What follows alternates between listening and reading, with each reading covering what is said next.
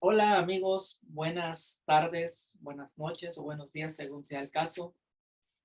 Después de un breve receso estamos hoy aquí reunidos para otra sesión informativa, otro episodio más que vamos a estar compartiendo y hoy tenemos un invitado de lujo también.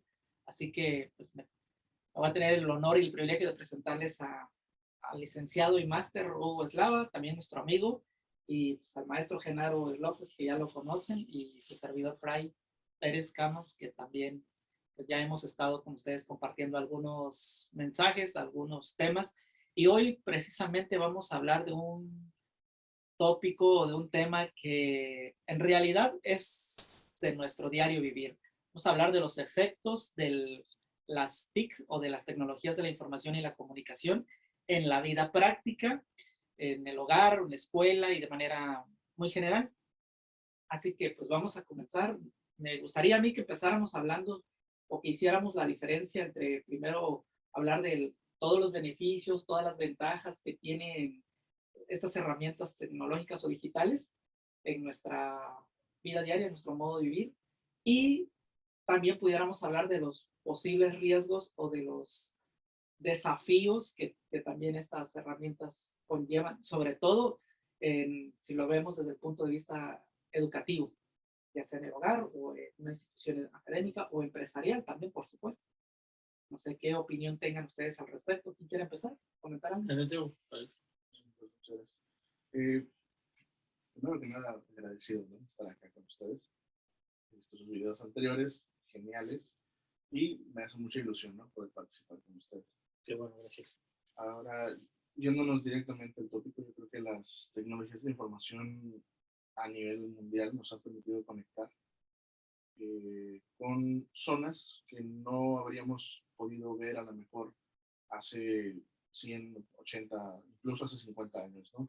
De tener una gama de información, una cantidad de información, sin importar qué nivel de estudios tengas, ¿no? Desde los chicos de kinder hasta universitarios o de posgrado, tienen la capacidad o la posibilidad de tener alguna herramienta tecnológica que les permite pues, entender un poquito más el entorno en el que están. Eh, Incluso si no has estudiado, ¿no? Amas de casa, padres de familia, que luego están en el celular, que se comunican, que hasta pueden ayudarle a sus hijos ahora, independientemente si tuvieron la fortuna de ir a la escuela, ¿no? ¿Sabes qué? No, yo no estudié biología, pero aquí vamos a buscar algunos videos, algo de información y aquí tenemos, ¿no? Aquí vamos a ver qué estamos haciendo. Entonces yo creo que esa es una de las grandes virtudes de las tecnologías de la información para todos y que nos ha abierto la posibilidad de entender un poquito mejor el mundo. Pero también, viendo el lado negativo, nos ha cerrado a esa interacción humana que a veces a veces es muy necesaria, siendo que somos animales sociales. Correcto. Entonces, la máxima luz y la máxima oscuridad están dentro de la misma unidad, ¿no? De cómo lo usamos, de cómo nos permitimos usarla y cómo transmitimos la información y cómo la obtenemos. Correcto. Bueno, eso me parece interesante porque ahí también se podría hablar de otro tópico, ¿no? De la responsabilidad o la irresponsabilidad que uno tiene al momento de hacer uso de esa tecnología. Y ese sería otro tema para otra charla, ¿no? Yo me pongo a pensar, por ejemplo, cuando muy salieron estas herramientas y que fueron como un boom para nuestra época, nuestra generación. Y digo nuestra generación porque quizá los que nos van a oír son más chavales y pues les tocó nacer con esta tecnología. Nosotros no, nosotros ya estábamos en universidad cuando nos llegan las primeras herramientas. Entonces, yo veo el concepto de la tecnología como de los años 90 hasta el 2000, 2005, lo veo como productividad. Es decir, todos los que nos involucramos en esas herramientas, aun cuando eran un poco muy restringidas en su vastedad que pueda tener de información o de contenido, la mayoría de las empresas, instituciones educativas y personas que pudieron tener de manera personal su propio equipo, era más para la productividad del negocio, de la educación y de la política. Y en ese entorno nosotros supimos sacarle provecho, o sea que nos fue muy útil. Con eso estoy diciendo que fue una gran ventaja para nosotros para hacer nuestros proyectos. Por ejemplo, a mí me toca en la época de la elaboración de mi tesis. Entonces, para mí fue de muchísima ayuda. Pero si nos vamos a la parte de por ejemplo, los softwares, o sí, los software no eran tan buenos, pues vamos a poner las plataformas de búsqueda. No estaba el Google, no existía el Yahoo, era el motor de alta vista. ¿Y qué podías encontrar? El Metías, MS2 era, yo creo que. y todavía trabajabas con esos tipos de comandos. Entonces metías una palabra clave para buscar algún contenido, tres links te aparecían, tres enlaces. Hoy te aparecen billones de enlaces. En la parte de abajo puedes ver cuántos billones de enlaces que puedes conectar, ¿no? Entonces era muy difícil bajar información o acceder a esa información, pero fue muy útil y lo utilizamos para la productividad. Hoy en día yo veo que ya no es para la productividad, ahora ya te he ganado un terreno más, un 70-80% más para el entretenimiento. Claro que hay empresas y hay instituciones y personas que lo siguen o lo seguimos utilizando para la efectividad, ¿no?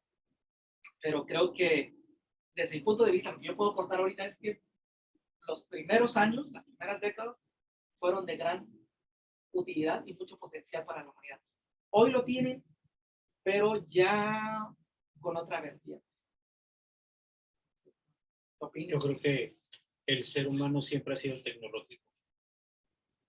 Y en una gran parte la tecnología se ha desarrollado en la guerra.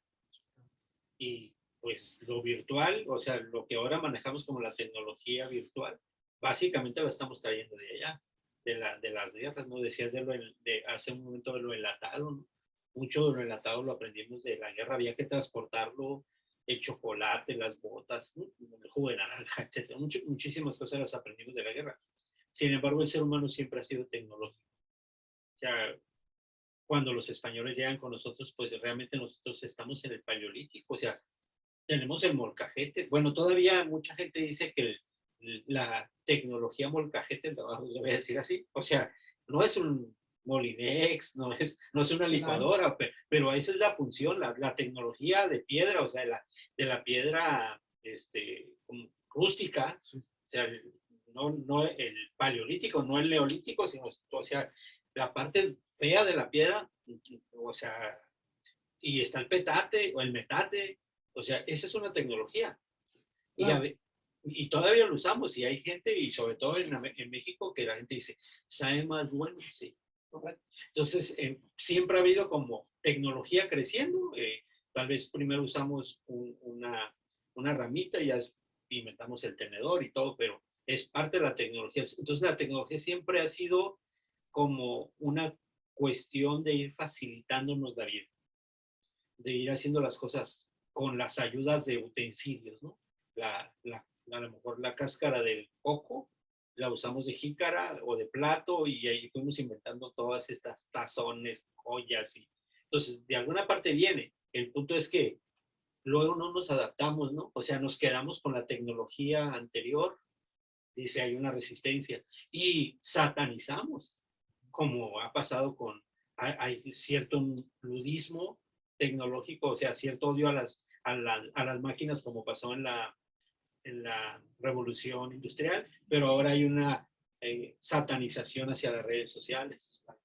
Obviamente tiene sus desventajas y sus vicios, en donde lo que ustedes llaman la responsabilidad. Pero entonces también es la oportunidad de educar. La responsabilidad así de cómo voy a manejar el juego, para qué lo voy a manejar, o para qué voy a usar las redes sociales. A lo mejor se me adelanto un poquito, pero a mí me parece que si ponemos en contexto esta pandemia del COVID-19 con la peste negra, o sea, la gran diferencia es que la economía sí cayó mucho, pero sin redes sociales, o sea, sin esta tecnología, estuviéramos con hambre. O sea, la crisis económica que hubiese en el mundo, o sea, sí, obviamente se usa un argumento, no, es que la crisis económica y que, bueno, sí, mucho tiene que ver con la pandemia. Yo solamente hago referencia. ¿Qué pasaría si estos que han sido tan criticados como millennials no tuviesen la habilidad de manejar el recurso tecnológico virtual para vender en línea? O sea, estaríamos, o sea, 1000 veces peor económicamente. Nos hubiera pegado muchísimo más duro la pandemia. Claro que sí. Las bajas por la enfermedad hubieran sido muchísimo más cuantiosas si la información hubiera estado disponible para las autoridades que lo pudieran aplicar, ¿no? Una organización mundial como lo es la OMS, que dirigiera a nivel internacional los esfuerzos para evitar que se repitiera algo que claramente, no como menciona por ejemplo, se vio durante la peste negra, y eso fue nada más Europa. Ah, sí. Sí, a mí me parece muy interesante lo que estás comentando, porque hago memoria de 4000, 6000 años antes, la tecnología que utilizaban los babilonios, los egipcios, los fenicios, y pudiéramos decir que nosotros hoy esa tecnología es rústica o es obsoleta o anticuada, pero no, porque es una maravilla por lo que hicieron, ¿no? Entonces yo creo que, como dices tú, el ser humano va evolucionando conforme va pasando los años y va adecuando los medios, la tecnología los va modificando de acuerdo a sus necesidades. Pero es muy cierto eso de que el hombre siempre ha sido tecnológico, inventó el fuego, y para nosotros eso es una tecnología. En otro contexto de lo que estás comentando o de lo que ustedes dicen, maestro, de la pandemia, a mí me parece que fue una gran herramienta de mucha utilidad, porque pudimos enterarnos de cómo prevenir ciertas infecciones, cierta enfermedad, y si en dado caso la familia o un ser querido llegase a haberse contagiado o expuesto a esta situación del COVID, ya tenías una gama de información, qué debes tomar, qué no debes tomar, qué debes acudir, dónde te puedes ir a hacer la prueba, cuánto te va a costar, cuáles son todas esas herramientas. O sea, todo está al alcance de un teléfono, de una llamada y de buscarle esos 2, 3 clics y ya tienes la información y ya sabes qué hacer, tienes luz para poder tomar decisiones correctas, decisiones sabias. Entonces creo que en esto de la pandemia, creo que sí fue una gran ventaja, fue una gran utilidad. Las personas, las familias, cuántos pudiéramos, si estadísticamente se hiciera un conteo, cuántas personas se protegieron o están vivas gracias a ese traslado de información en las redes sociales. Gracias a esas personas que dices tú que continuamente están subiendo contenido, los millennials que tan criticados son, que generación de cristal, que tantos peyorativos, que no vemos la parte positiva, ¿no? Que tienen, que han hecho por la sociedad. Sí, la optimización de la generación.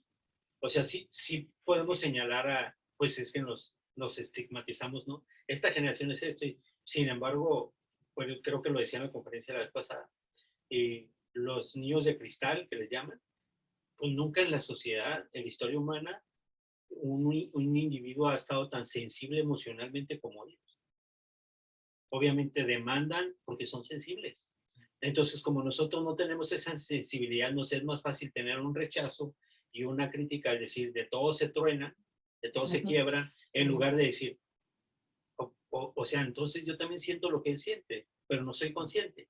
Entonces, a mí me parece que la generación cristal es la generación más sensible a las emociones que cualquier otra generación de todos los tiempos. Y ahora, Correcto. lo que tú mencionabas sobre la tecnología, de las grandes ventajas y la información que mencionas, cuando viene la información de la pandemia, bueno, también nace como la falsa información, la información veraz y la información equivocada, la científica y digamos la información de limón, ¿no? O sea, sí. La información de la miel con limón que decías de la abuelita, ¿no? Los dichos de la Los dichos de la abuela. abuela y los remedios de la abuelita, ¿no? Y entonces como que se crea esta guerra o esta bipolaridad de la tecnología médica de hace 200, 300 años contra la tecnología que ahora usamos. No estamos diciendo que el molcajete de regreso nos llevó a la licuadora. Entonces, ahora, ¿qué nos está llevando a esta cuestión virtual? Digo, ya pasamos lo manual, lo mecánico, lo eléctrico, ya estamos en lo digital y en lo virtual. Entonces, ¿hasta dónde vamos a llegar? ¿Y cómo vamos a ir como el ser humano evolucionando y que sus valores vayan evolucionando y no revolucionando precisamente el desarrollo humano, igual como va la tecnología? Sí. O sea, creo que aquí es donde entramos en el conflicto del valor. ¿Cuánto tiempo voy a jugar en lugar de leer? Entonces, el que le gusta leer va a decir, deberías de estar leyendo. Ah, pero ¿qué tal gente que puede jugar y tener un audiolibro?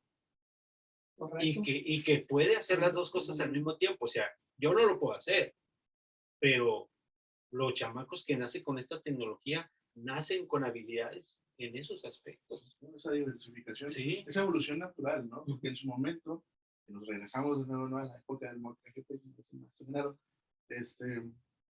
¿qué era lo que se celebraba en aquella época? Esas modificaciones genéticas que nos construyeron con vida, ¿no? La fuerza en los brazos para lanzar, para manejar las herramientas, la fuerza en las piernas, la resistencia. Ahorita pídele a un muchacho que no entrene, que no se dedique al deporte constantemente, pídele que camine nada más. No tengo la condición física, ¿no?, para hacerlo. Pero porque ahora nuestra misma evolución, sumado a la tecnología que tenemos disponible, no nos obliga a transportarnos, a ser resistentes, tanto como en aquellas épocas. No estamos en un tiempo de guerra, o por lo menos no en todo el mundo. Estamos en un tiempo de guerra que nos obliga a sobrevivir y a desarrollar habilidades para la supervivencia. Y es gracias a la tecnología también que podemos llevar o entender esta evolución humana. ¿Sabes por qué? Como dice nuestro género, ¿cuánto tiempo vas a jugar? ¿Cuánto tiempo vas a leer? ¿Y cuánto tiempo le vas a dedicar a la actividad? ¿Cuál es el siguiente paso para el ser humano en la evolución? Tenemos a los grandes empresarios, uno queriéndonos sacar del mundo, que es Elon Musk, y el otro queriéndonos meter a un mundo virtual, ¿no?, que es este señor de Facebook. ¿Y cuál es Mark Zuckerberg? ¿Y cuál es el siguiente paso en la evolución del ser humano? Independientemente del paso que sea, la tecnología es la que nos va a llevar a ese siguiente paso. Recuerdo una frase que mencionó Einstein en su momento después de la Segunda Guerra Mundial. Dice que no sabe cómo se va a pelear la tercera, pero la cuarta va a ser con palos y piedras. Y ahí volvemos a esa situación del peligro, ¿no?, del peligro de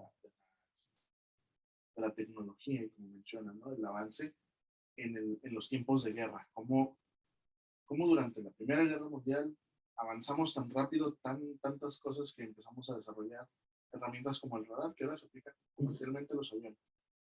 Segunda Guerra Mundial, la bomba atómica, que ahora se aplica a la energía. ¿Cuál es el siguiente paso para la humanidad en cuanto a tecnología? ¿Y qué tanta resistencia vamos a obtener o a desarrollar para que ese siguiente paso se dé? ¿Quiénes lo van a abrazar y van a decir, sí, estoy de acuerdo con esto que sigue? ¿Y quiénes van a decir, no, y eso no debería pasar, eso no debe ser? Pues, perdón, suena genial lo que estás comentando, pero aquí hay que entender un concepto que, por ejemplo, los científicos dicen, ¿no? Todo lo que la ciencia genera, produce, todo lo que es ciencia, vaya a ser mejor la palabra completa, es neutra.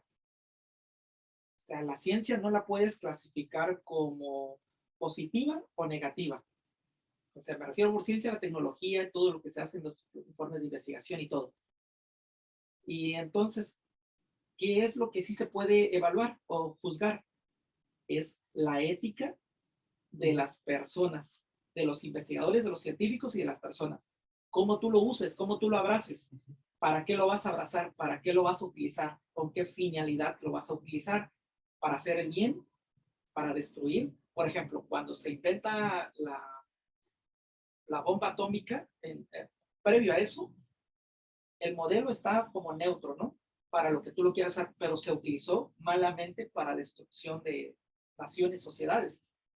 Por eso la sociedad, por eso, perdón, la ciencia es neutra y no se la puede clasificar ahora, que va a depender mucho de la conciencia ética de los seres humanos, y ahí tiene que ver con lo que dices tú, los valores. Entonces, ¿qué tipo de valor va a ir evolucionando conforme a esa tecnología? ¿Será que nuestros valores se van a ir moviendo como una rueda de la fortuna y vamos a ir poniendo otros valores? Porque, por ejemplo, hoy en día los valores más importantes son la estética, la economía, la estética, la belleza, la tecnología, pero para otros tiempos los valores probablemente cambien o probablemente se mantengan, pero eso va a depender mucho, como dices también, de la educación que los papás le estén dando a los hijos y cómo los estén formando para que hagan uso de esa tecnología. ¿Con qué carácter ético o moral lo vas a utilizar? Es que tecnológicamente, bueno, en los 90, como en el 91, usaba yo el MS2, que tenías tu computador, o sea, pues una pantalla con un cerebro ahí y metías Sí. el programa. O sea, era el cuadro, Un pues, disquete el disquete cuadrado, lo pues, metías, que era el programa. sí, Y luego metías otro, que era donde ibas a guardar la información. correcto. Ese, digo, estamos años luz de eso, pero estamos hablando de hace 30 años, o sea, nada más hace 30 años. Ahorita estamos hablando y grabando, o sea, en un teléfono tenemos una máquina de escribir portátil, tenemos una biblioteca, tenemos el libro, el cuaderno, tenemos el pizarrón, tenemos la cámara de video, o sea, en el teléfono está todo lo que nosotros hacíamos. Podemos ver la casa y estás en otra parte, antes tenías que mandar, o sea, el simple teléfono. Entonces quiere decir que pero moral o más bien éticamente no hemos evolucionado igual. A mí me parece como esto muy peligroso. Y bueno, yo explicaba esto en la última clase de sociología y le llamaba la clase ya fuera del currículum, le llamaba después de la sociología qué. Y intentaba explicar las tres vertientes que yo he visto que la ciencia tiene respecto a la tecnología. Una es que el ser humano se convierta en un humanoide. O sea, por ejemplo, los lentes. Esto es una tecnología. Pero hubo en su momento alguien que se resistió a decir que por qué la queríamos hacer de Dios. Si Dios nos quería ciegos, ¿por qué teníamos que hacer unos anteojos? Porque hay un plan, ¿no? Porque hay un plan, sí. O sea, si Dios nos hizo propósito. sí, ¿por qué? Sí, o sea, entonces, entonces era como satánico usar anteojos, pues, ¿no? Y pues, ¿cuánto ha logrado? Ahorita ya no está el estigma ya, pero de primero a 4 ojos y, ¿qué otro sobrenombre decían a los cegatón, polvones de botella? Pero ya no, el bullying ya no va tanto por los lentes. Porque ya la tecnología es como tan común y tan normal. Oye, es una moda. Ya, sí, aparte de moda ya usan los lentes nada más como antirreflejantes, con la pura mica, porque te ves interesante, porque te ves intelectual. Entonces, Claro. quiere decir que la ética no ha crecido igual. Entonces, según los Estados Unidos o el presidente que habló del cerebro y que decía, vamos a cambiar al ser humano y le vamos a poner un ojo biónico y el morenito. Obama, cuando habla él y explica, él dice, por ahí un video en YouTube que se llama así, el cerebro en inglés, y él les dice, en este cuarto están los hombres más inteligentes del planeta. Y lo que vamos a hacer es que vamos a desarrollar los potenciales que hay en los animales y en la tecnología y se los vamos a poner al ser humano. Nosotros sabemos que son bélicos y que lo que están buscando es hacer un soldado. Pero él está hablando de la tecnología humanoide, es que el humano tenga elementos tecnológicos en su cuerpo. Entonces, esa es una tendencia científica. Está la otra que dice que el ser humano cada vez va a ser como más vegetal. Así como mucho se dice que por eso la gente fue vegetariana y ahora vegana, crudo vegana, etc., ¿no? Pero que se intenta a través de las moléculas de cómo baja la luz solar a la Tierra, que nosotros tenemos más cáncer de piel porque somos más sensibles al mundo natural y por eso hay que cuidar el medio ambiente. Entonces, todo este concepto de la vida circular o vida azul o vida verde, etcétera, que nos está tratando de decir, cuida tu cuerpo. Y la última, que tiene que ver con los niveles de conciencia, que habla más sobre la conciencia del ser, de esta cuestión más espiritual o más, pero que tiene un desarrollo también tecnológico, como decir, cuida de manera integral todo, no tu círculo, no tu ambiente, no tu ciudad, sino el cosmos. Entonces ellos hablan más de una conciencia, los otros hablan más de una transformación del ambiente y los otros hablan de una transformación tecnológica del ser humano como un humanoide, ¿no? Entonces, pero todos tienen una vertiente ética. El cuidado, el respeto al desarrollo del ser humano y cómo va a interactuar con la tecnología. Bueno, quería decir esto que... Es muy peligroso también porque, por ejemplo, de acuerdo a lo que estabas comentando, de que en un teléfono está todo. Y sí, es muy riesgoso. Yo me pongo a pensar, por ejemplo, ahí está tu cédula profesional. Me refiero a que en la nube, en un drive, tienes tu cédula profesional, número de seguro social, la INE, certificados, diplomas, incluso documentos de una empresa. Tú los subes a la nube y ahí está disponible porque en tu casa puede inundarse, puede caer un rayo y se quema y cualquier cosa, ¿no? Pero en la nube no le pasa nada aparentemente. Y tú te puedes ir a Tailandia o te puedes ir a una isla no sé, Yes. Anda la buena. donde sea, ¿no? Ahora te vas. Sí. Exactamente, y cómodamente estás allá y hay un satélite, te conectas y desde allá puedes estar haciendo uso de esa información. Y eso es interesante, pero lo riesgoso es que, por ejemplo, Está al alcance de alguien, ¿no? Sí, más. Por ejemplo, en Phoenix, creo que ahí en Phoenix, Arizona, está la base donde está supuestamente todo lo que son la nube, ¿no? Entonces es una bodega grandísima y tiene todas las placas. Ahí les meten, ¿no? Ahí está toda la información.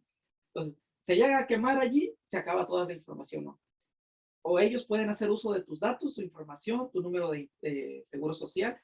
A lo mejor nosotros, como somos no personas, figuras públicas, no hay tanto riesgo, pero las personas que son figuras públicas, que tienen mucho dinero, que son, corren más riesgo de que su información sea extraída, sea usurpada y hagan mal uso de esos datos. Ese es un riesgo, ¿no? Y otro riesgo es pues, de que se queme allá o lo pierdan o manipulen esos datos. Entonces también es un riesgo. Sí, pero volvemos a la situación de la ética, ¿no? Que si este servicio lo estás ofreciendo para todo el mundo, realmente o éticamente, ¿quién lo está controlando? ¿Quién lo cuida? ¿Quién lo maneja? ¿Quién le da mantenimiento? Porque pues ahí estamos con el principio de la decadencia, ¿no? Todo lo que funciona eventualmente va a dejar de funcionar o va a dejar de servir. Entonces todos estos servidores y placas de información, alguien los tiene que mantener, alguien los tiene que cuidar. Correcto. Hay una vertiente económica también hacia ese punto. Hay una cuestión de ética, hay una cuestión de valores, hay una cuestión de interés general social, ¿no? Entonces, como mencioné ahorita, las personas, los millonarios, los ricos, tienen hasta sus servidores privados, ¿no? Sabes que mi información no quiero que esté en el nexo, quiero que esté aquí conmigo en la cajita fuerte y aquí que se quede y que nadie tenga acceso a él, lo tienen sus equipos de ciberseguridad. Y ahí hablamos nuevamente, ¿no? El desarrollo del ser humano, como ahora carreras que antes, hace 20, 30 años, no nos imaginábamos que fueran a existir, existen, ¿no? Claro. Como ahora me tocó conocer, bueno, escuchar el camino hacia acá, de la UNEA, me parece, la licenciatura en desarrollo de videojuegos, aquí en Tijuana. Tú escuchas algo así y dices, no, pues me tengo que estudiar a California o me tengo que estudiar al centro del país. No, aquí en Tijuana ya hay un proyecto para poder hacer esta situación, ¿no? Del análisis de programación. La programación que antes, en el programa, yo me acuerdo que en la secundaria, sí, en la secundaria, te ponían un jueguito para que metieras los comandos y aprendieras a utilizar el sistema. Sí, cierto. Y ahora, a la fecha, como dicen los maestros primeros, ya nacen con esas habilidades, volviendo un poquito a los temas que hemos estado mencionando, ya nacen con esas habilidades. Yo tengo un gap de información con mi hermano. Mi hermano es 3 años menor que yo. Y hay cosas que yo me quedo, es que esto cómo se hace. Oye, ¿me ayudas? Sí. Y son 3 años. Entonces, ¿cómo ha ido evolucionando tan rápido la 3 años de tecnología? ventaja Los 3 años de ventaja, de sí, sí. evolución. 3 años de ventaja, y si los dos estamos perdidos, vamos con el primito de 7 o el de 8, y oye, a ver, ¿cómo le haces? ¿Qué tenemos que hacer, no? Claro. Las redes, como mencionábamos también, el famoso ahorita TikTok, donde son niños los que están subiendo contenido, Sí. en donde no nada más estamos viendo esa situación de exposición social, sino de exposición económica. Te haces viral y haces el boom, y al rato campañas de publicidad y campañas de no sé qué, y ven, preséntate al programa y repite lo que hiciste en el video porque eso fue lo que te dio fama. O sea, realmente, cómo ha diversificado la tecnología, esa exposición mencionada ahorita. No somos personas públicas o importantes ahorita. En 3, 4 días no sabemos. Estás a un video, a un clic, a una palabra, a lo mejor mal dicha a veces, a una situación embarazosa que por lo general es lo que se da, y volvemos al desarrollo ético, ¿no? Porque nos reímos de esas situaciones embarazosas, porque no les guardamos ese respeto a su privacidad, pero ahí está, se expuso, y ahora ya el mundo lo ve y el mundo lo hace famoso por eso. Y esa conciencia que mencionaba de esta nueva generación sensible a las emociones, son súper vulnerables en este aspecto, porque al estar tan expuestos, pierden esa exposición y pierden a lo mejor lo que fue su sueño. Se vienen abajo. Así como subieron, adiós, ¿no? Ahora los vemos en problemas que dices tú, ¿por qué?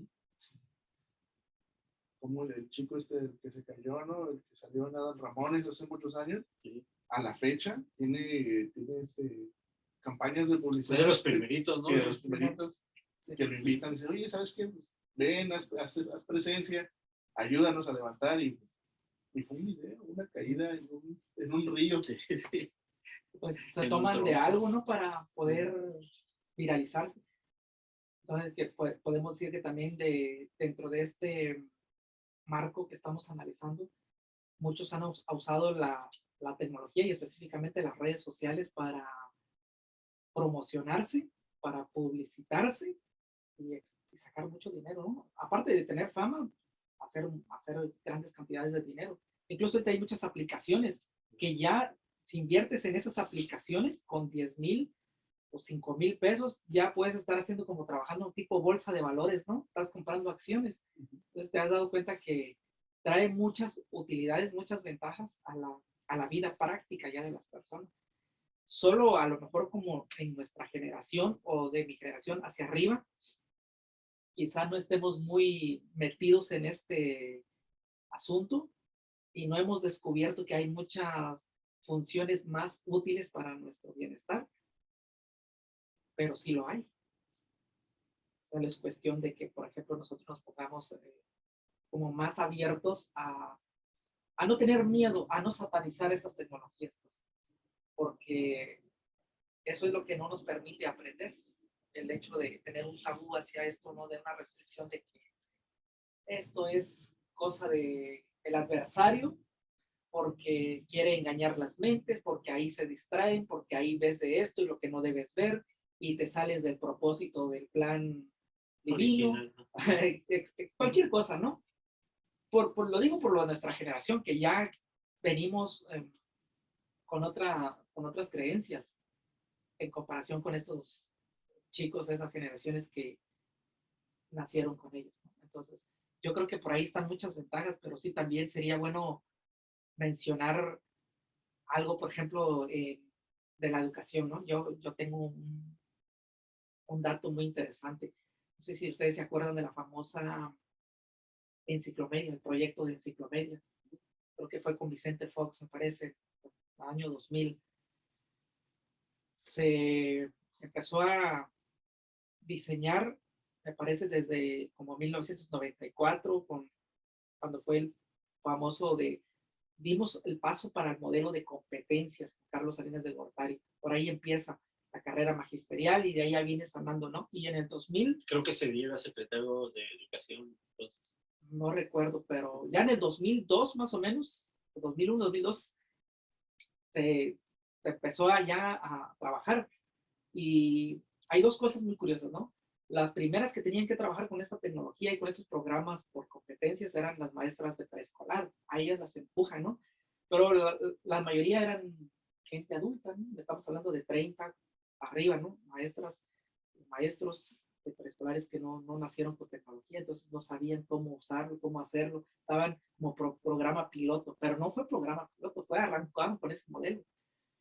Y viene el programa de Ciclomedia, que desde Alemania le dicen es uno de los mejores programas tecnológicos a nivel internacional, a nivel mundial. No se ha visto ningún programa como este. Y fíjense que hay algo interesante porque llegan a ciertas escuelas, no todas las escuelas fueron privilegiadas, ciertas escuelas primarias fueron privilegiadas y secundarias de tener esa tecnología. Y a mí me tocó ya asistir a las presentaciones, disque capacitaciones, y parecía bien interesante, muy, muy novedoso para la época, porque los alumnos podían interactuar, podían directamente trabajar en la pantalla y era digitalizada. Aunque el monitor que tenían pues era tradicional, ¿no? Pero, ¿cuál es la contraparte de lo que yo quiero señalar aquí? Todo eso estaba muy interesante. El problema venía de la evaluación. El problema era con la evaluación, porque toda la semana o todo el mes los niños podían estar, oh, qué interesante, interactuando con la pantalla y bla, bla, bla.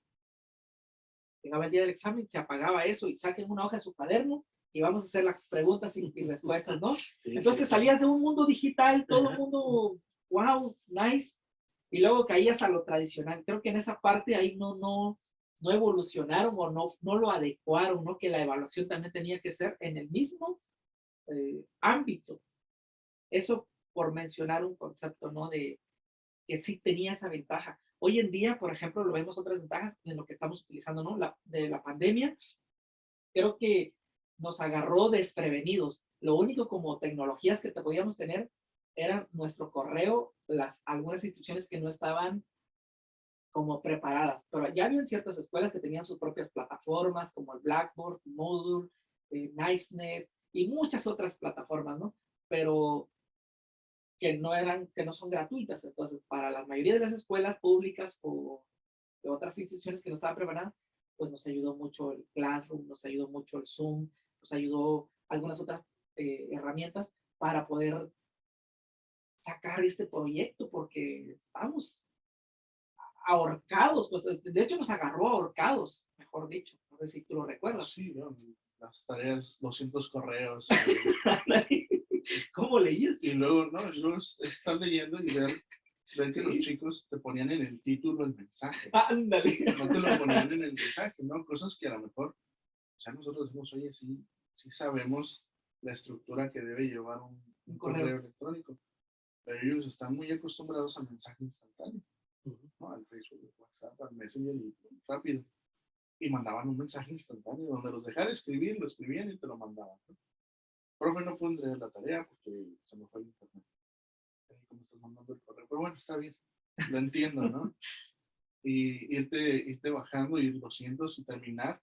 Bueno, ya acabé de evaluar, de medio leer, porque no le puedes dedicar todo el tiempo a un solo correo y estar como a lo mejor estaríamos en una escuela tradicional de vas, te paras a un lado de aquí llevas acento, esto está mal escrito, no leíste bien el libro, hay que volverlo a leer, tienen dudas, etc. Y así, no, ni errores de ortografía voy a buscar ahorita. Claro. Déjame ver el contenido que más o menos se parezca a lo que tengo, porque ya llegaron otros 199 correos y los tengo que revisar. Porque no era nada más un ejercicio, era, profe, no encuentro el libro, profe, no encuentro esto. ¿Cómo encuentro acá? Es la resolución de dudas y todo eso. Y la falta de guía, tanto de los docentes, para poder guiar a los muchachos y decirle, mira, no te desesperes, tómate un respiro y analiza la información otra vez. Y la falta de capacidad de análisis de muchos alumnos, que no estaban preparados para no poder hacer esto. Es decir, es que desde las aulas ya veníamos con ese problema. Sí. Y ahora a distancia, o en una cámara, o en una de pantalla, donde están todavía más expuestos, donde son esta generación que si son pues sí, humillados de una forma, ¿no? Se pueden sentir humillados de una forma por tener que exponerse todavía más. Entonces, el uso de las tecnologías, yo creo que la pandemia nos ayudó a revolucionar un poquito el concepto educativo a través de lo virtual. Lo que nos falta ahora es empujar toda esa nube de polvo, asentar un proyecto y ahora sí trabajarlo, ¿no? Y capacitar desde los docentes. Porque habíamos muchos docentes que no sabíamos manejar estas plataformas, ¿no? Que a lo mejor nos había tocado un poquito como estudiantes o como curiosos y decir, a ver, ¿para qué sirve esto? Pero como tal herramienta no la habíamos usado. El formulario, Claro. ¿Cómo fue para ustedes el formulario? Adaptarnos a ese método. Pues a mí en lo particular no se me dificultó porque, como dices tú, andaba yo de curioso, ¿no? Con eso de los formularios. Pero sí se me hace que la mayoría no estábamos preparados para saberlos utilizar con mucha solvencia. Pero tú eres el joven aquí. Pero aún así se me dificultaron algunas cosas. En los formularios no, se me dificultó mucho, por ejemplo, en la parte de cómo generar una clase dentro de, que fuera dentro de del mismo, pues, de la misma plataforma, que no fuera tediosa, que no cayéramos a lo tradicional, que hazme un mapa conceptual. Si estás utilizando una tecnología, bueno, algún otro recurso diferente. Eso a mí me costó mucho trabajo, como que vincular lo tecnológico con la realidad de los jóvenes. En esa parte sí me costó mucho y siento yo que tengo mucho que evolucionar, como decías al principio, antes de que empezáramos a grabar, que tenemos que diversificar más nuestras herramientas y tenemos que hacerlas más contextualizadas, porque aun cuando estamos utilizando plataformas, siento que estamos cayendo mucho en lo tradicional. Que lee y sube tu tarea y parece que era fuera, como si te lo estuvieran viendo un correo y parece que la plataforma no está. Entonces yo creo que también incluso las mismas plataformas deben evolucionar sus propios recursos para que podamos hacer mayor uso de ellos, como por ejemplo lo del Jamboard, ¿no? Jamboard, que es una herramienta así, pero el Jamboard está muy obsoleta. Debe evolucionar más, debe tener una pizarra más sofisticada para que de ahí tú puedas escribir directamente, ya sea con el dedo, con touch o con una pluma, pero que no nada más te permite pegar una imagen y que de ahí trabajar y discutir, sino que debe estar más, más evolucionado e incluso sus generadores de evaluación o de sistemas para evaluar deben estar también más sofisticados porque me parece que esto deja mucho margen para que los alumnos pasen muy fácilmente el curso. Y aún así los reprueban, porque, por ejemplo, 15 reactivos, ¿no? De opción múltiple, de complementación, de correlación, y los dejas, pero tú no sabes si realmente lo están haciendo sin copiarse, porque, por ejemplo, hemos visto videos, bueno, no sé si ustedes los han visto, de que supuestamente el maestro está con sus alumnos, están todos conectados, les pide que tengan la cámara encendida porque están haciendo el examen, pero dentro de una recámara están 8. Tú estás allí con tu laptop, tú con tu computadora o mi teléfono, y aquí estamos todos, pero tú pones una pared para allá, tú estás viendo otra pared, yo estoy poniendo otra pared, otro fondo. Entonces el maestro piensa que cada quien está en su casa, pero desde aquí están. Y cuando está el maestro viendo, entonces se tapan la vista y la pregunta número 8 está, ¿no? Y se están pasando la respuesta.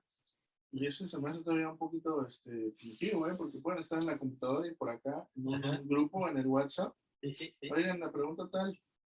Y nosotros nos hacemos a la idea de que, pues le ponemos ahí randomizar preguntas, ¿no?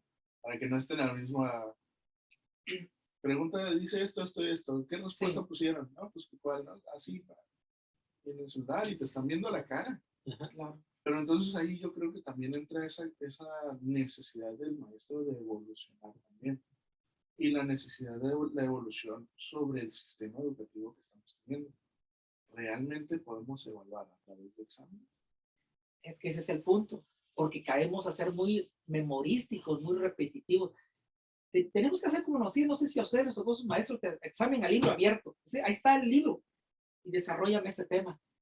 ah, caray, pues ahí tienes toda la información y ahora sí viene tu creatividad, tu inteligencia y vas, ahí está mi trabajo, ahí está mi proyecto, ahí está mi ensayo. Perfecto. Sí, sí, precisamente eso es lo que yo creo que es hacia Sí. donde debemos apuntar, tomando un poquito esta situación de los formularios y de las plataformas que tuvimos o que tenemos disponibles como docentes, ¿no? Yo creo que ya el objetivo de la evaluación no debería saber si el muchacho se acuerda, tiene la capacidad de memoria de decirme cuándo fue la independencia de México, sino que tengo que evaluar la capacidad del muchacho para encontrar la información adecuada para responderme esta duda. ¿Sí? Hay, obviamente, algunas profesiones que sí requieres tenerlo prácticamente de memoria, ¿no? Hablemos ahí un poquito de la medicina, que son decisiones en segundos, ¿no? Que tienes que tener esa capacidad. Pero una licenciatura en administración, por ejemplo, a mí como docente, ¿de qué me sirve que se aprenda en memoria la ley federal del trabajo? Hay dos cosas. Primera, voy a cambiar cada año. Cada año hay una anotación nueva, un artículo derogado, etcétera, ¿no? No me va a servir de nada que se sepa la ley federal del trabajo del 91. Pues estamos viviendo en el 2022. Ya no es lo mismo. Y la segunda, ¿cómo sé que la información que estoy obteniendo para resolverme el problema de ahorita, no nada más puso ahí ley federal del trabajo, cómo resuelvo esto, y está tomando la del 91, en vez de asegurarse de que es la información actual? Yo creo que entonces ahí la tecnología nos obliga a nosotros como docentes a evolucionar, a evaluar su capacidad de búsqueda, su capacidad de investigación, la creatividad que pueden tener para resolver algún problema. Y ahora sí darnos a este cambio de educación por competencias, ¿no? Pero por competencias reales. Sabes investigar, sabes buscar, sabes discernir, tienes una capacidad lógica en la toma de decisiones. La capacidad lógica de la toma de decisiones no es la misma para nosotros tres, no es la misma. Porque nuestra lógica va modificada de acuerdo a nuestras experiencias, a nuestras vivencias, a la forma en que aprendimos a lo mejor, a los docentes que tuvimos durante nuestra formación como tales también, ¿no? Como profesionistas. Entonces, yo sí creo que la evolución del docente va más orientada a guiar al muchacho a tener esta habilidad para investigar y para discernir. Sí, porque, por ejemplo, ahorita me viene el caso también no solo tu profesión, sino la de derecho, pues más bien es de interpretación. Y bueno, entonces la evolución, me viene a mí la conciencia de que tenemos que evolucionar como docentes. Al margen de la tecnología que se está utilizando, también yo, por ejemplo, la plataforma puede estar muy sofisticada, pero si yo sigo con mi misma creencias, con mis mismos patrones de evaluar fechas, evaluar conceptos, evaluar datos que a lo mejor no les van a ser de mucha utilidad, que a lo mejor como bagaje cultural sí es necesario, pero que no le vamos a desarrollar otras habilidades. Entonces, yo creo que también tiene que ver con el docente. ¿Cómo formulas tú la pregunta? Por ejemplo, lo decías tú, la independencia, a mí se me ocurre ahorita, te pongo yo una pregunta, a ver, estudiante, en 1492, Cristóbal Colón hace su aparición en la isla de Guanahani, pega las islas aquí en América. El alumno se debe que estaba aprendiendo cuándo llegó Cristóbal Colón a América, ¿no? 1492, ¿en qué isla llegó por primera vez? Pero si tú ya le pones eso como dato en la pregunta y le dices, ¿qué hubiera pasado si en lugar de llegar a Guanahani hubiese llegado primero a Yucatán? ¿Y qué hubiese pasado? Se hubieran encontrado los compas que ya estaban ahí. Sí, porque había unos que ya estaban... que ya habían llegado. Exacto. Entonces, los llevas a un análisis de decir, bueno, yo tengo que opinar algo, tengo que poner algo, sacar algo de mi cosecha, ¿no? De mi mente. Y eso es a lo que nosotros quisiéramos llevarlo, ¿no? O sea, está bien que me sepas el dato. Yo ya te puse ahí el dato en cuándo llegó a qué isla, pero ahora dime, ¿qué hubiese pasado? Y aunque pueden haber diferentes respuestas, pero eso es lo interesante, ¿no? Que los vayamos llevando a otros niveles de exploración y de interpretación y de búsqueda, porque también, por ejemplo, ahorita hasta los famosos TikTok te andan diciendo como tipo, ¿cómo se le puede decir? en forma sarcástica o burlesca, andan diciendo, hey, tú, millennial, que no haces la tarea, no seas, ¿sí? Pensativo.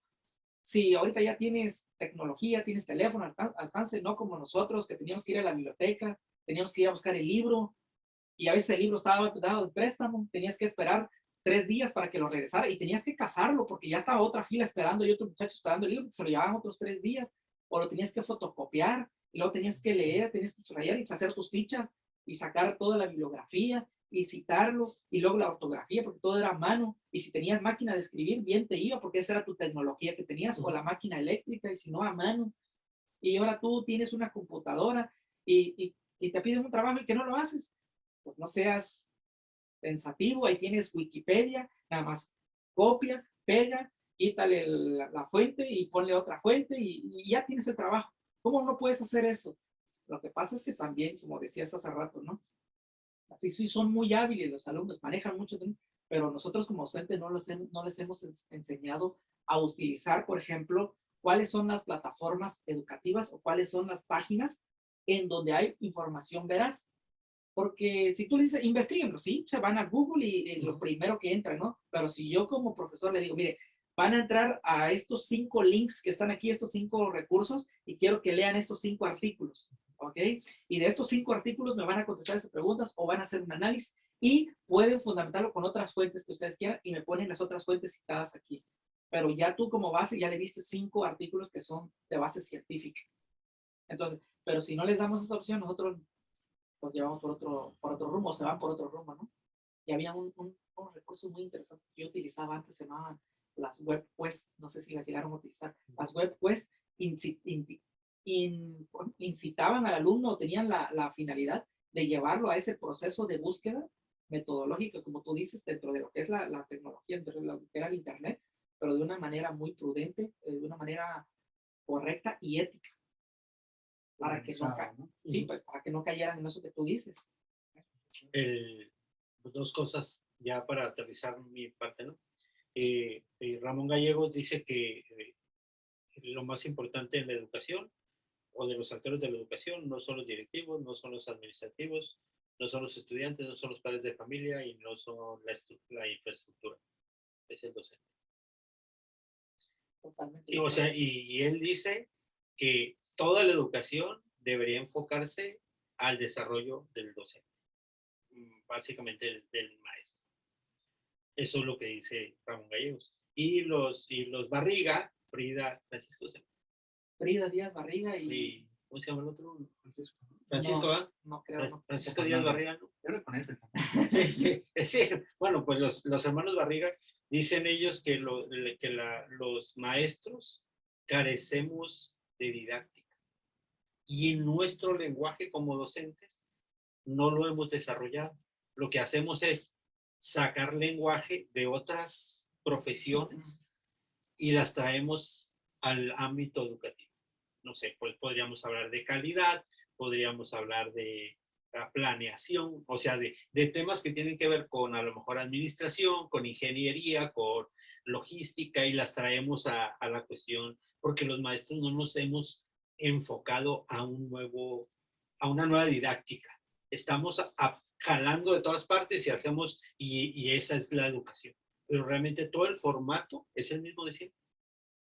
Entonces creo que la tecnología que nos está demandando, igual como padres, ¿sí? O sea, igual como padres, es que me está cambiando la vida, tengo que ser sensible a que no lo sé todo.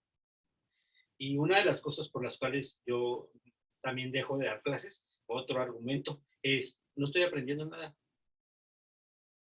¿Dónde aprendo como docente? Pues a la hora de que los chamacos me actualizan, a la hora que yo les hago una pregunta y ellos interactúan conmigo. Pero si yo hago una clase en vivo y nadie se presenta, yo subo el video y no aprendo. Porque no tengo una interacción. Y si me mando un mensaje, muy bien, estoy de acuerdo. O sea, espérame. O sea, como dijo una alumna, profesor, yo estoy de acuerdo con lo que dice el autor. Oye, le digo, a este compa, le llevó 30 años hacer su investigación y para que vengas tú en unos 3 segundos me digas que estás de acuerdo, Me parece dime algo. Me parece bien, es muy interesante. Entonces, digo, no estoy Claro. aprendiendo, hay que buscar otras alternativas. Yo creo que la tecnología nos está retando en la cuestión ética, en la cuestión de la modificación de nuestros patrones de aprender y de exponerlos a la hora de impartir. Entonces, creo que nosotros como docentes sí ocupamos un lugar muy importante y pienso, o considero más bien, que deberíamos de adelantarnos a la tecnología, es decir, producir tecnología educativa en lugar de que la tecnología virtual nos obligue, ¿no?, a hacer el cambio o la evolución. a desarrollar nosotros plataformas que puedan ser empleadas, como decía, ¿no? Al ser neutra la tecnología, poder emplear hacia un aspecto educativo, ¿no? Y aquí a mí me gustaría traer a colación las plataformas que ya existen, ¿no? No nada más el Classroom como herramienta educativa, tenemos YouTube, tenemos incluso hasta Netflix. Y yo lo considero, he visto muchos documentales muy buenos, no nada más de historia, de alimentos, supervivencia y eso, que sí, lo de supervivencia es más la adrenalina, ¿no? De decir, oye, a mí me gustaría estar en estos lugares, pero aprendes cosas. Y creo que es importante esta mención porque hay muchísimas plataformas que no hemos explorado como posibles puntos de salida para la evolución tanto del docente como de la educación en sí misma. Ahí tienes, les comentaba al principio de la plática, la plataforma está Twitch, que originalmente se utilizaba para transmitir videojuegos. Y ahora ahí me encuentro personas que me enseñan que hacen contenido y que hasta cierto punto siento que han desplazado un poquito al docente como fuentes primarias de información. El docente jamás fue una fuente primaria de información, pero como alumno lo veías como, si alguien va a saber, sí, es el profesor, ¿no? Sí, sí, sí. Y veo estas plataformas, les comentaba de esta historiadora, muy, muy buena, que tiene su seudónimo y todo, ¿no? Elanya se llama en su canal, y tiene una proyección muy buena y utiliza videojuegos para ejemplificar su profesión. Digo, bueno, y nosotros como docentes, ¿por qué no utilizamos esta misma plataforma, no? A lo mejor sí se reirían nuestros alumnos de vernos ahí con un control y estar ahí, pero seríamos más llamativos, seríamos más proyectados, nos tomarían a lo mejor en cuenta un poquito más y dirían, ok, este docente entiende mi mundo. Está contextualizado a lo que yo vivo, a lo que yo veo. Y no nomás en el aspecto educativo, ahí tienes el aspecto económico también. Muchachos que tienen 25, 19, 40, 35, son estrellas en esos lugares. Y tienen cautivo a millones y millones de personas. Ahí tienes a un joven, se llama este creador Ibai, es diversificado. No hace nada más sus reacciones. Y sí, a lo mejor tiene una cuestión de idioma un poquito rica, vamos a decirle, ¿no? Y a lo mejor algo que ya a mí como en su momento, espero, padre, no me gustaría que mis hijos menores estuvieran expuestos, pero que si lo ves es un caso de éxito, ¿sí? No es nada más su canal, sino que tiene negocios, hizo recientemente, y de nuevo, ¿no? Utilizando su plataforma, hizo un mundial de globos de aire. Nosotros jugamos chiquitos con los globos para las fiestas. Él hizo un mundial y tenías representantes de todo el mundo jugando con un globo y tenías a 10 millones de personas viendo cómo dos jugaban con un globo allá dentro de un escenario. Y dices tú, bueno, ¿y por qué tiene cautiva a tanta gente? Interesante. ¿Por qué tiene cautiva a tanta gente? Pues es interesante. Es una plataforma que podríamos llegar a utilizar.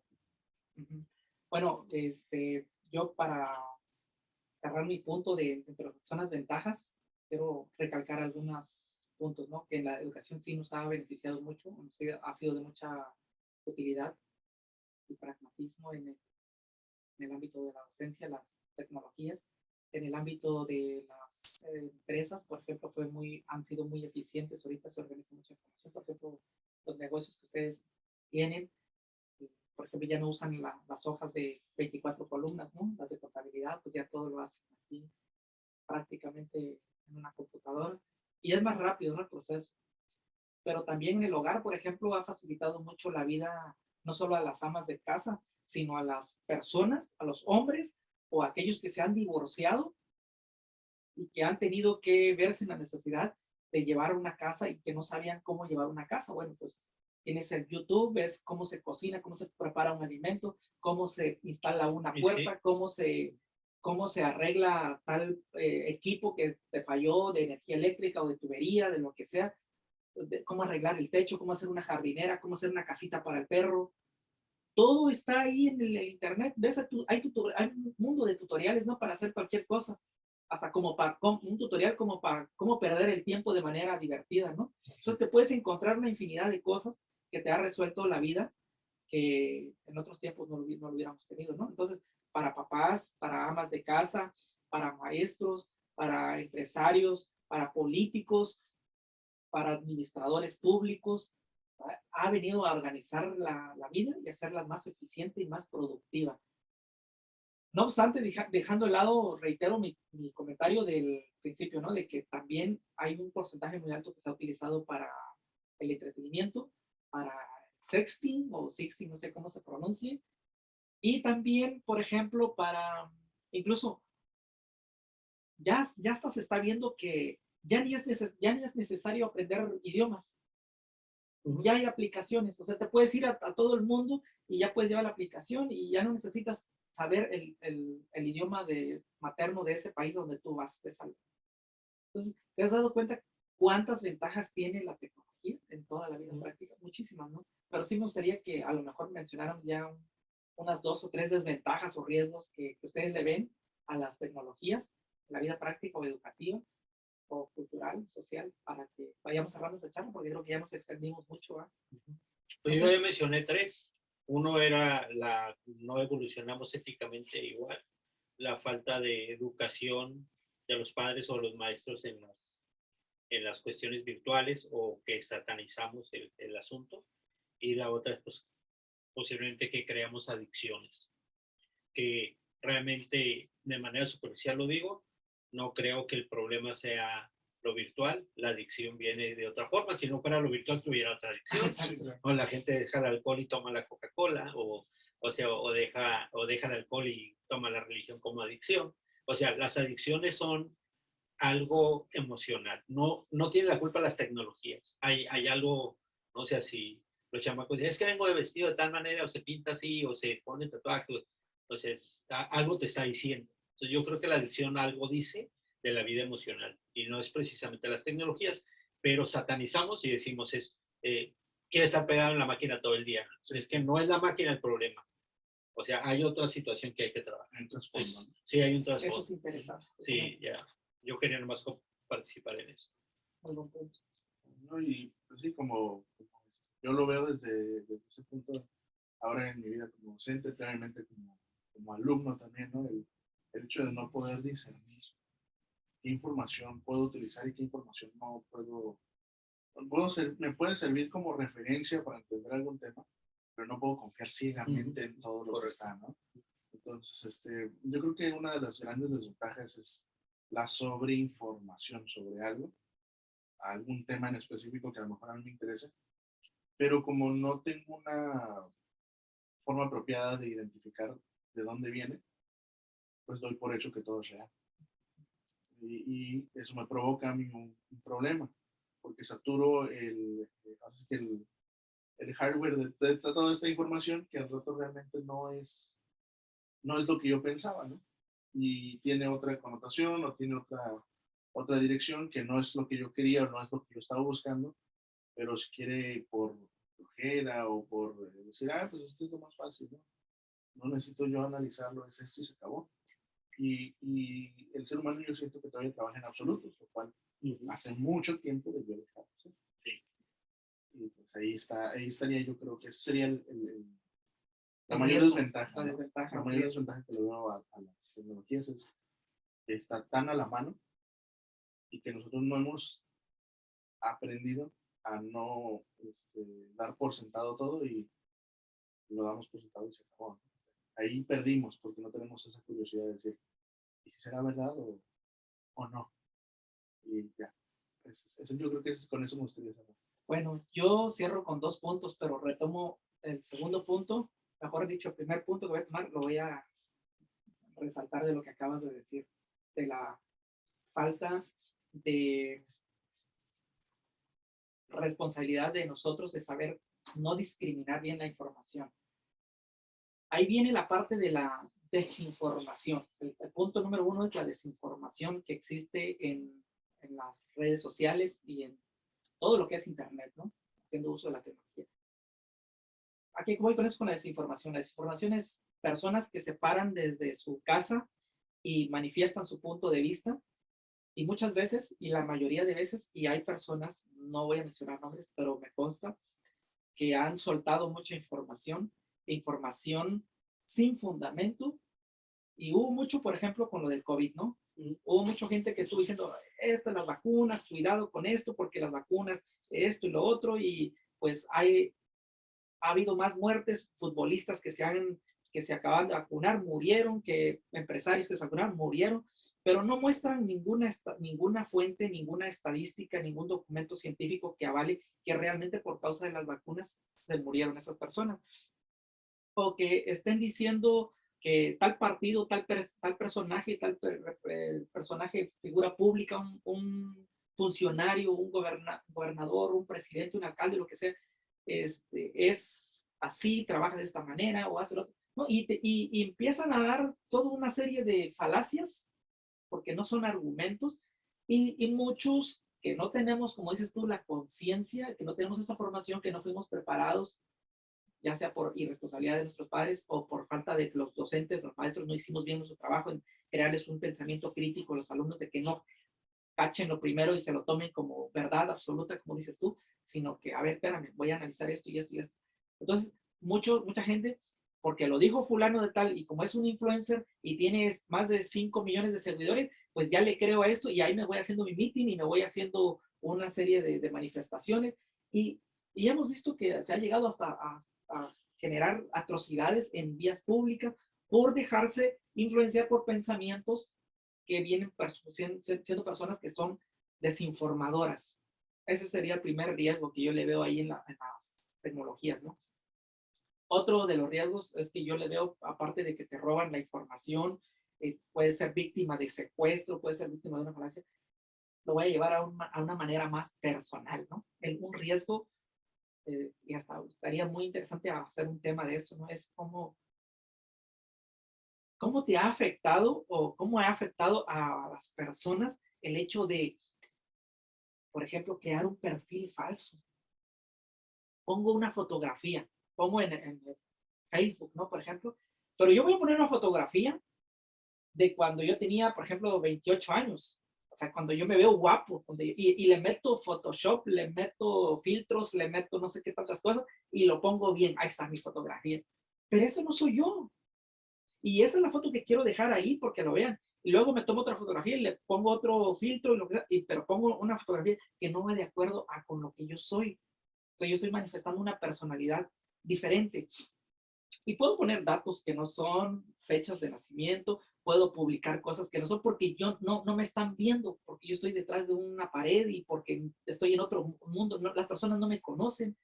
Y entonces genero una falsa expectativa de las demás personas. Entonces, a lo que yo voy con esto es de que la misma persona se está haciendo daño, se está mintiendo, se está creando un concepto falso, una imagen falsa de lo que realmente no es. Y así podemos ver muchas personas que los ves en el perfil, wow, los ves en la vida real y dices, ¿eres tú? Hay una gran, ¿cómo se dice? Disparidad o una gran margen de diferencia entre lo que es la tecnología, un mundo de la tecnología y a un mundo real, ¿no? Y aquí actúas de una manera, en las plataformas platicas y sueltas y dices cosas, pero en la vida real eres otra persona. No dices, no opinas o no participas porque, ¿sabes qué? No tienes como ese argumento de que no estás detrás de cámara, ¿no? Entonces, yo siento que por ahí va también un peligro en el aspecto emocional de las personas que se infligen un daño a sí mismos, porque se crea una imagen, una percepción, una distorsión de la realidad, una disonancia cognitiva se crea en las personas. Ese era mi concepto que buscaba. Creo que por ahí va, ¿no? Y pueden haber muchísimas desventajas, pero yo creo que lo vamos a dejar para otra sesión, otra charla, porque hay mucho que hablar de esto, ¿no? De toda esta parte de las tecnologías. Pues entonces, Hugo, pues José muchas Andrés. gracias. Y Hugo. bienvenido. No, muchas Ray, gracias. A Gracias. ti, Genaro, gracias. Maestro Hugo, fue un placer charlar contigo. Y recuerda que esta es tu casa. Esencia te ha adoptado Te abraza. ya, te abraza, te ha adoptado ya como un miembro más de este proyecto. Y cuando gustes, ya sabes que aquí está Esencia para el tema que quieras venirnos a compartir. Y estamos. Gracias. Gracias. Un honor y un placer haber compartido con los grandes maestros Gracias, gracias. una plataforma como esta. Y gracias por la invitación. Gracias a ti, amable, maestro. gracias. Gracias. Y gracias a ustedes, amigos, también por que ven nuestros videos y a veces se queman las pestañas ahí en la noche escuchando, Secamos los oídos. escuchando nuestras locuras, nuestras vivencias, pero bueno, les agradecemos mucho y a ver si ya nos vamos poniendo al corriente con otro tema para la próxima semana y si quieren también ustedes nos pueden dejar ahí su mensaje de qué tema les gustaría que habláramos y pues, ya lo ponemos en consenso sobre la mesa. Gracias y buenas noches y hasta la próxima. Nos vemos. Un gusto.